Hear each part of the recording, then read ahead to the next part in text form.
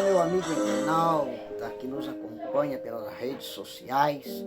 Está na tela mais uma videoaula da nossa gloriosa escola dominical, a famosa EBD, o seu culto todas as manhãs de domingo.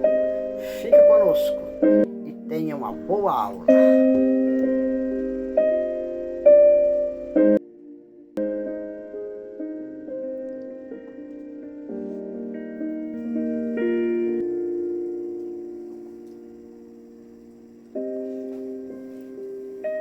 Muito bem, meus amigos internautas, você que nos acompanha pelas nossas redes sociais, estamos aqui mais uma vez para a nossa gloriosa escola dominical e desta feita já encerrando o nosso trimestre de 2023 com a lição de número 14.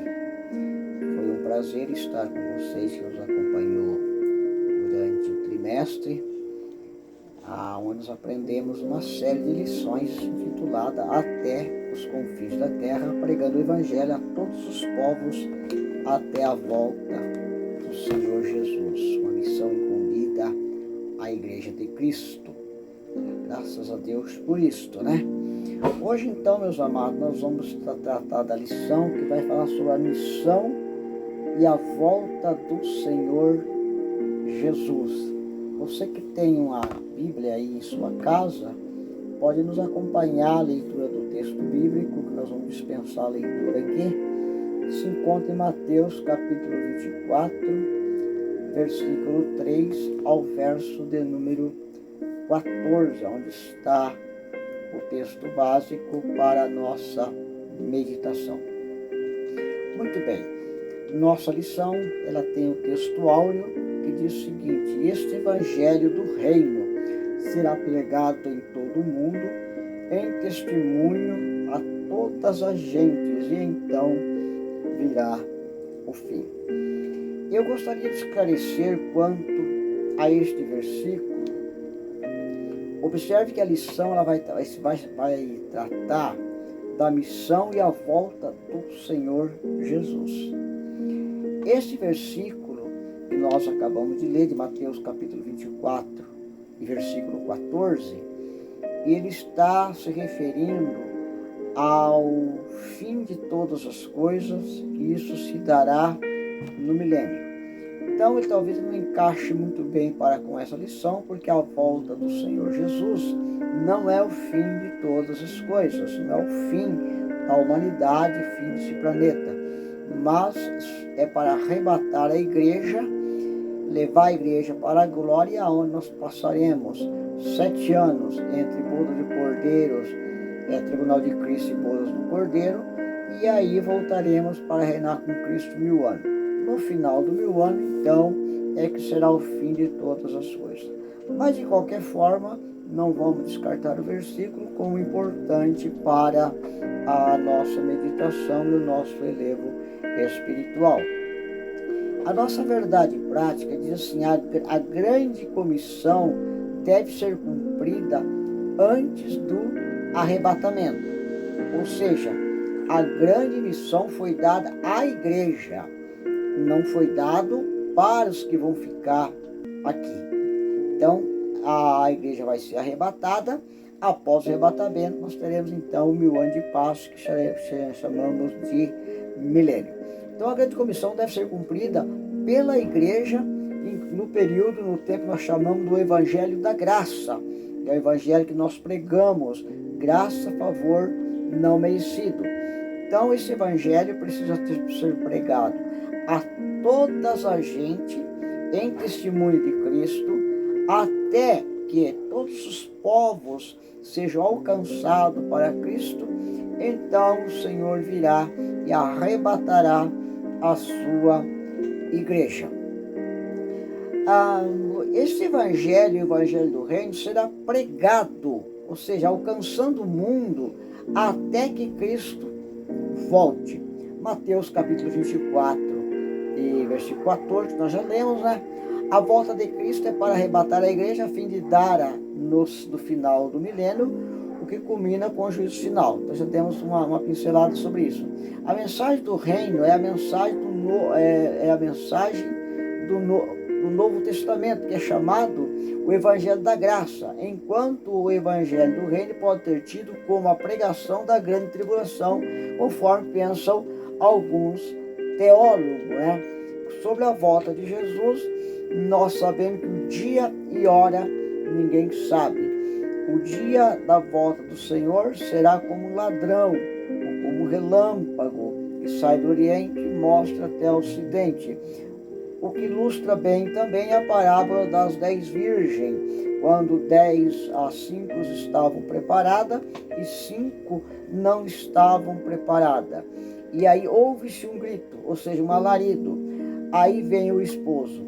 E elas entraram para as bodas, que estavam preparadas, entraram para as bodas. E aqui não estavam preparadas, enquanto elas foram comprar o azeite para suas lamparinas, as prudentes entraram e fechou-se a porta. Então a volta do Senhor Jesus, além de será como um relâmpago que sai do Oriente e mostra até o Ocidente, mas para nós, os salvos em Cristo Jesus, estaremos preparados para o arrebatamento, nós entraremos consciente e veremos o nosso Senhor e Salvador Jesus Cristo, assim como ele prometeu que um dia ele voltaria para arrebatar a sua igreja.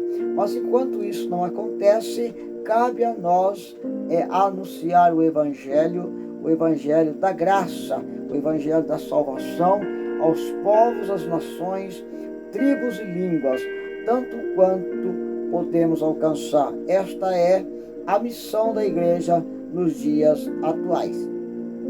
Mas, Marcos capítulo 13, nós temos algumas características que antecedem a volta de Jesus. Mas, primeiramente, importa que o Evangelho seja pregado entre todas as nações. Isto para que Cristo se torne conhecido entre as nações.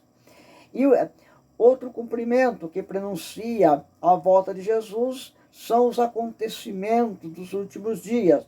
Por exemplo, o irmão entregará à morte o irmão e o pai ao filho, levantar-se-ão os filhos contra pais e farão morrer. Observe que nós já estamos vivendo esse momento, esses acontecimentos nos dias atuais. Nós nunca vimos tantas rebeliões, filhos que não respeitam mais pais, pais que não respeitam filhos, e até assassinato entre famílias. Isso é o prenúncio da volta do Senhor Jesus.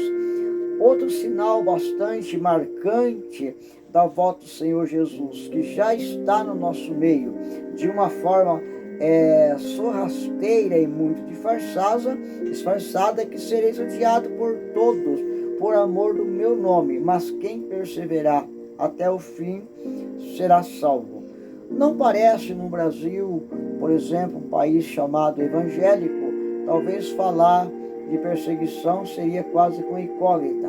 Mas, na verdade, o Brasil tem algumas pressões psicológicas que já são perseguições, que eu sempre costumo chamar de perseguição branca, aquela que não aparece, mas ela está entre nós, como a ideologia, com a ideologia de ideias, por exemplo, nós estudamos em uma das lições anteriores, falamos sobre isso, são as ideologias que estão sendo plantadas no nosso país, e a gente não pode falar abertamente sobre essas práticas que vêm sendo colocada e até aprovada por lei no nosso Congresso, e que a igreja fica vedada de falar de uma certa forma aberta contra certos tipos de pecado que estão entre nós. Então são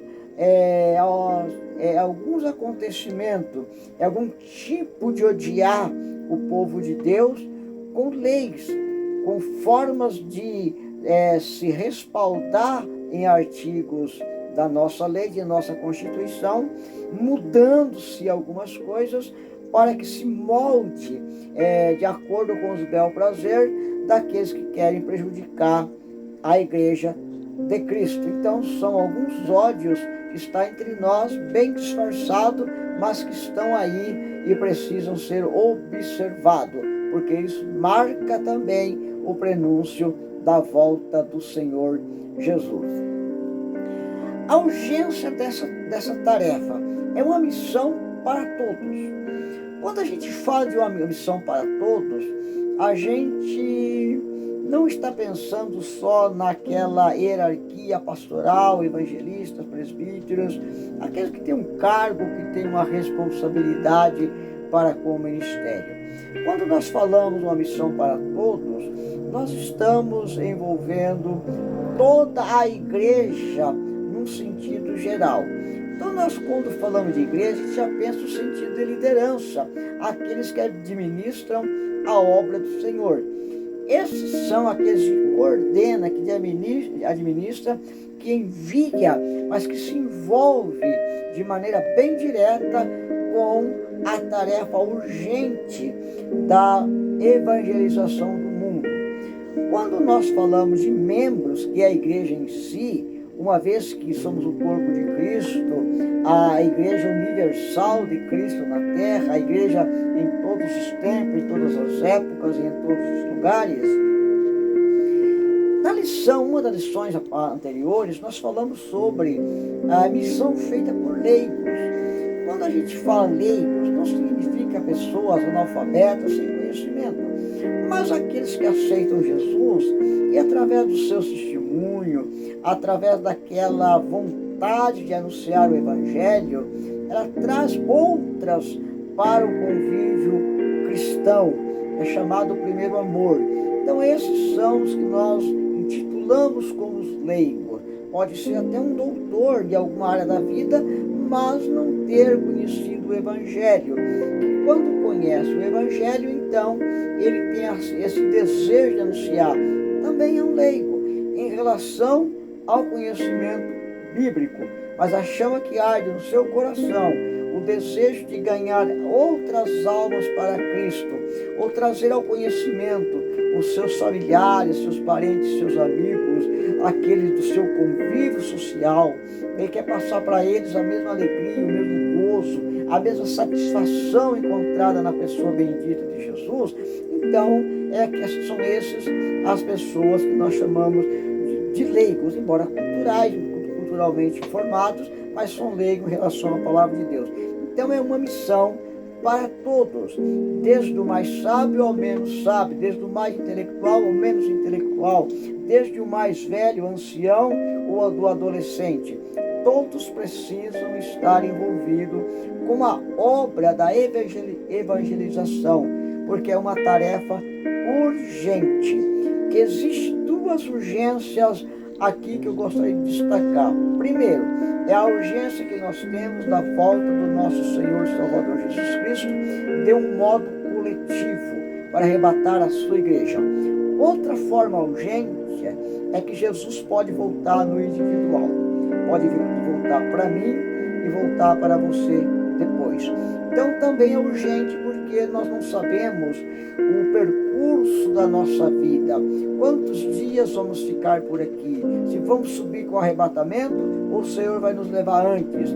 Então, de qualquer forma, essa se torna também uma mensagem urgente para o presente momento, para aqueles que estão vivendo hoje, porque o amanhã não nos pertence. Então a urgência dessa tarefa se consiste nesses dois tempos ou dois períodos que nós estamos então vivendo. Ou nós vivemos e morremos antes da volta de Jesus, ou então vamos subir no arrebatamento. Mas de uma forma ou de outra nós temos urgência que o Evangelho de Cristo alcance todos os povos, tribos e nações. A seara é grande e os obreiros são poucos.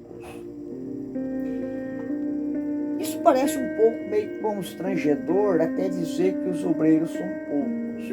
Quando nós olhamos para os púlpitos de nossas igrejas, para as reuniões convencionais, nós vemos fileiras e mais fileiras de obreiros que já são consagrados e outras fileiras que estão chegando para o ministério agora. Então, na verdade, a chamada é para todos. A chamada de evangelismo é para todos, mas poucos estão dispostos a cumprir o idem da comissão de Marcos capítulo 16. Então, pode haver bastante obreiros, tem muitos obreiros nominais, mas obreiros com chamado específico, treinado, preparado pelo Espírito Santo e também intelectualmente falando, que era o caso do apóstolo Paulo, que Barnabé foi buscar ele a 200 quilômetros em Tarso, devido à necessidade da igreja de Antioquia. Então, meus queridos e amados irmãos, tem essa necessidade, sim, né, dos grandes e etc. Então, o chamado aqui para a salvação são para todos, e também para muitos obreiros que às vezes nós temos, mas a missão de fazer com especialidade, com um chamado fervente, com a alma naquilo que faz, são os poucos realmente que estão abraçando a causa do evangelismo e da missão, seja ele local, seja municipal, estadual, na nossa nação, ou a missão fora do Brasil, que nós chamamos de missão transcultural. Então, há sim uma necessidade de termos obreiros, pessoas mais preparadas para esta obra tão urgente, que é a obra de missões antes da volta de Jesus. Esse trabalho, como trabalho, tem recompensa. Obviamente, quem trabalha para o reino do Senhor também será recompensado. Nós temos aqui 1 Coríntios, capítulo 15, versículo 58, que diz: portanto, meus amados irmãos, mantenha firmes e que nada os abale. Seja sempre dedicado à obra do Senhor, pois vocês sabem que no Senhor o trabalho de vocês não será inútil. Ou seja, vai haver uma recompensa. E as recompensas, nós temos aí os textos bíblicos sobre essa recompensa. Tiago capítulo 1, verso 12, Apocalipse 2, verso 10, que fala da coroa da vida. 1 Pedro 5, 2 a 4, fala da coroa de glória. 2 Timóteo capítulo 4, verso 8, fala da coroa da justiça. 1 Coríntios, capítulo 9, do 25 ao 27, vai falar da coroa incorruptível. Então, cada um que milita, que trabalha nesta obra, receberá uma coroa como recompensa do seu trabalho. Não me pergunte como será essa coroa, só sei que a Bíblia diz que vai termos uma coroa.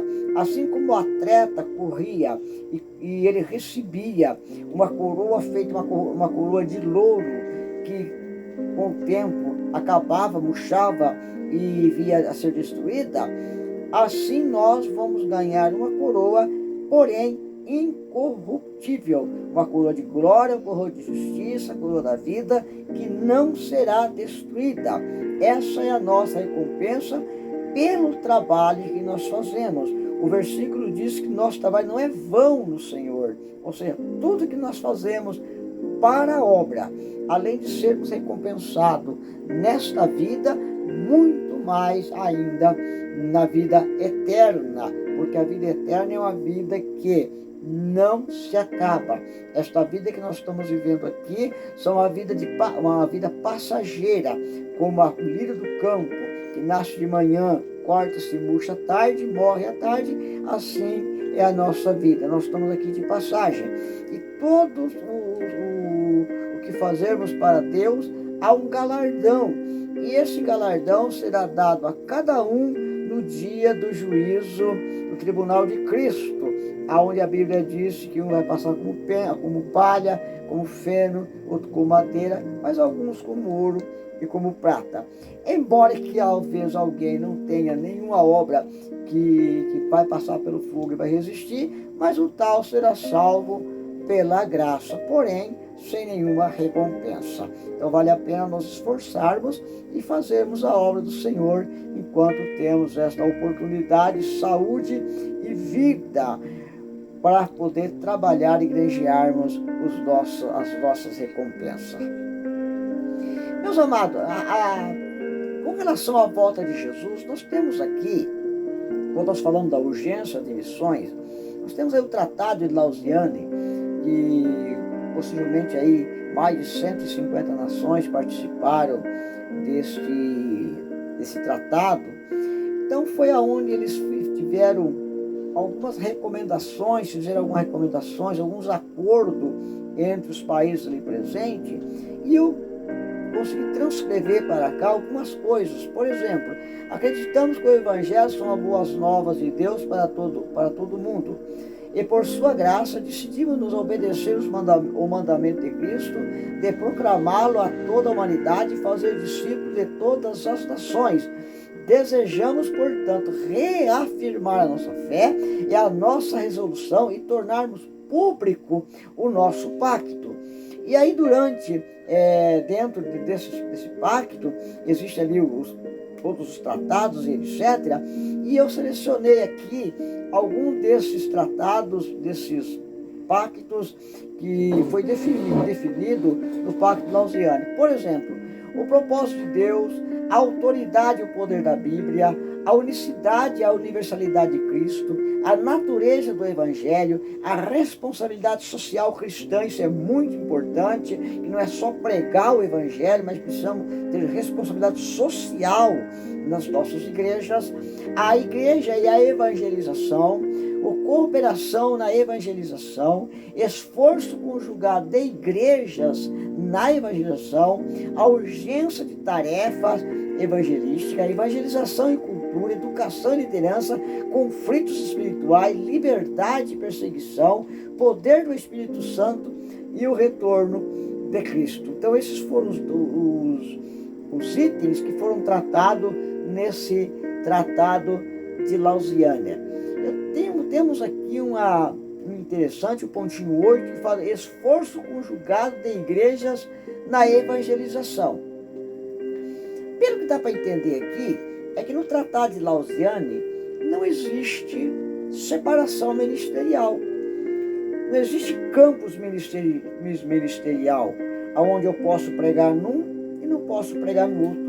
Aqui é uma conjugação, pelo que dá a entender, de todas as igrejas cooperando para a obra de evangelismo. Então não cabe essas divisões ministeriais que às vezes acontecem em alguns lugares por aí, né? Graças a Deus que está no nosso meio, não. A conclusão desse tratado, portanto, à luz desta nossa fé e resolução, firmamos um pacto solene com Deus, bem como uns com os outros. Olha que coisa linda, uns com os outros, de orar, planejar e trabalhar juntos pela evangelização de todo mundo. Instamos com outros para que se junte a nós, que Deus nos ajude por sua graça, para a sua glória, e sermos fiéis a este pacto. Amém. Aleluia. Lausanne, Suíça, de 1974. Eu fiz questão de colocar isso aqui, porque esse trimestre mexeu muito com a gente, porque mexeu com o compromisso maior da igreja, o compromisso maior nosso, que é evangelizar o mundo, como o tema da lição disse, até os confins da terra. Agora, se não houver essa união, essa junção, essa força, aqui fala de países, mas vamos falar de igrejas, de diversos ministérios se unirem na proclamação do Evangelho de Cristo, nós criaremos mais barreira do que mesmo solução para a pregação do Evangelho. E aí, o tratado, nessa conclusão diz, instamos, ou seja, vamos fazer de tudo que outros, para que se ajuntem também a nós. Ou seja, aqueles países que estavam de fora pudessem se juntar a esse tratado com essa visão de evangelizar o mundo. Então essa é a missão da igreja antes da volta do Senhor Jesus, ou até a volta do Senhor Jesus. Esse tratado é importante que você pesquise lá, copie, leia ele com bastante atenção, porque parece que nós estamos na contramão desse tratado de Lausanne, quando diz o junção e união das igrejas para a evangelização do mundo até a volta do nosso Senhor e Salvador Jesus Cristo. O Billy Graham, de acordo com Mateus 24, verso 4, diz o seguinte: Deus ligou a sua vinda de Cristo ao sucesso da evangelização mundial. Deus ligou a segunda vinda de Cristo ao sucesso da evangelização mundial. Eu disse em uma das lições anteriores, está em nossos vídeos, que se Jesus não voltou ainda, a culpa é nossa, ou a culpa é da igreja, porque ainda não cumprimos o nosso papel cabal de Marcos, capítulo 16, que diz que ir por todo mundo e pregai o evangelho. É uma missão nossa. Então nós estamos atrasando a volta de Jesus. E ele diz que é o sucesso, a segunda vinda de Cristo, ao sucesso da evangelização mundial. Nesse sentido, os cristãos devem trabalhar pela salvação das almas dos homens com todas as suas forças.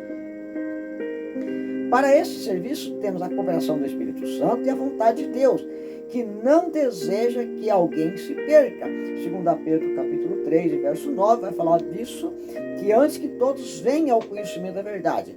Por isso, cada cristão deve estar disposto para atender ao chamado da evangelização, pois o fruto do justo é a árvore da vida, e o que ganha a alma sábio é. Provérbios capítulo 11 e verso 30. Isso aqui é a palavra do nosso saudoso evangelista Billy Graham, o homem que pregou para multidões e ganhou muitas almas para Cristo durante a sua vida, o seu trajeto ministerial.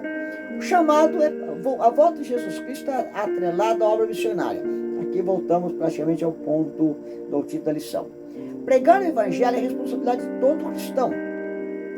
A declaração de fé das Assembleias de Deus, aprovada pela Convenção Geral, no capítulo 11, diz o seguinte: a função primordial da igreja é glorificar a Deus.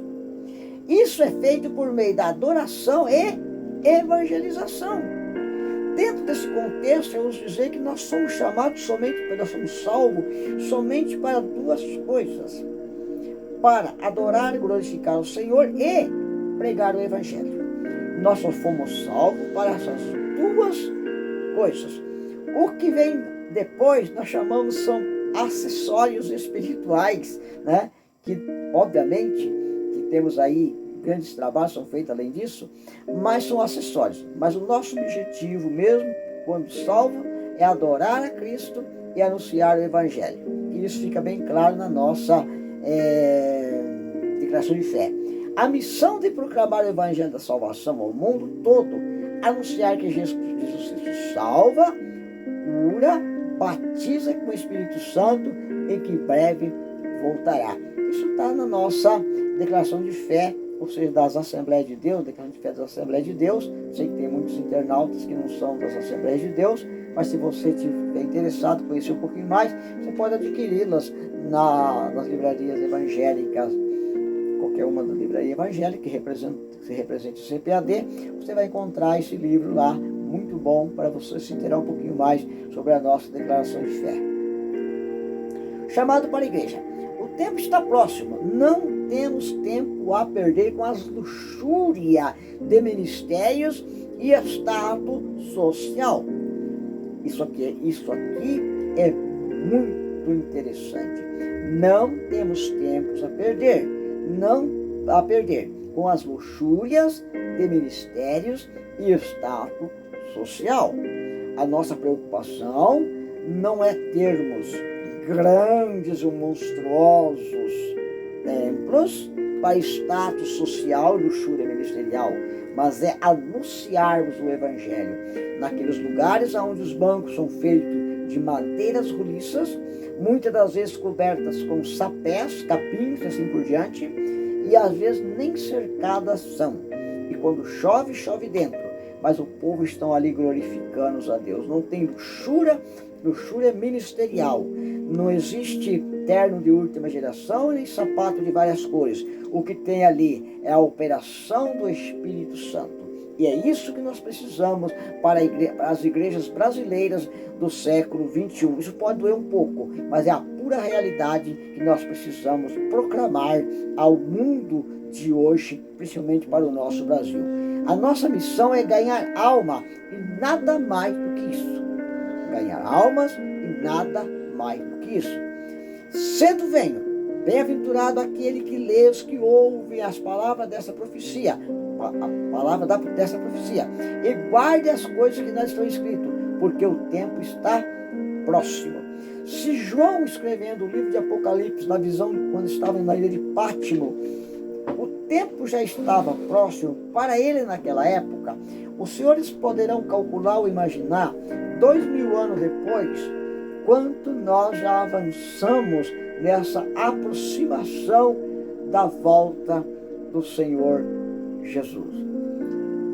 Quando nós estamos em um voo, nós escutamos alguém lá da cabine ou da torre diz: tripulação, preparar para o pouso. Nós estamos aí há 10, 15 minutos fora. Linguagem aérea, fora significa para o pouso. Ele começa-se os procedimentos. E ao longo desse procedimento, a gente vê que a aeronave ela vai tomando iniciativas de diminuir possivelmente a sua velocidade. Vão se escapando os ares e ela vai se aproximando. Quando ela enxerga a pista, a aeronave faz a aproximação, que ela vai então tocar no solo.